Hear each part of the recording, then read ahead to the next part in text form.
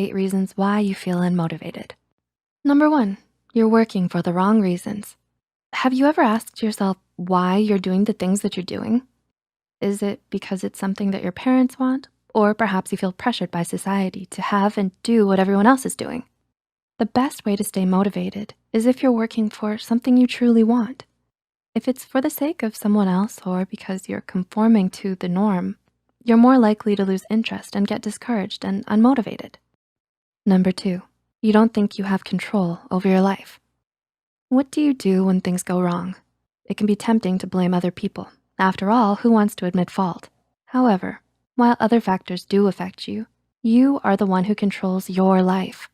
If you constantly blame poor results on things like other people, luck, or the environment, you might start to think that what you do doesn't matter. This can make it easier to lose motivation and passion. However, if you admit your fault and take responsibility, you're acknowledging your control over your own life.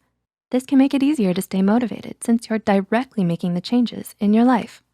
Number 3, you think you should have accomplished more by now. Do you feel defeated when you don't see any immediate results from all the work you've done? As hard as it may be, you should try to remember that not all improvement can be seen during the process.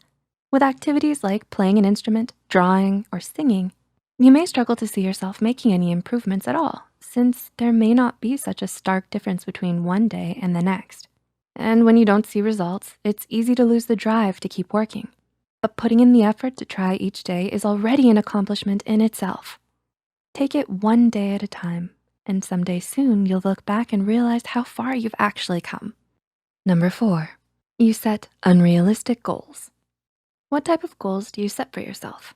While setting goals is a great way to keep yourself focused and driven, setting the wrong type of goals can have the opposite effect. For example, you may set yourself the goal of becoming a professional chef, but have no idea how to accomplish something so big. Because of this, you may end up feeling overwhelmed, anxious, and unmotivated.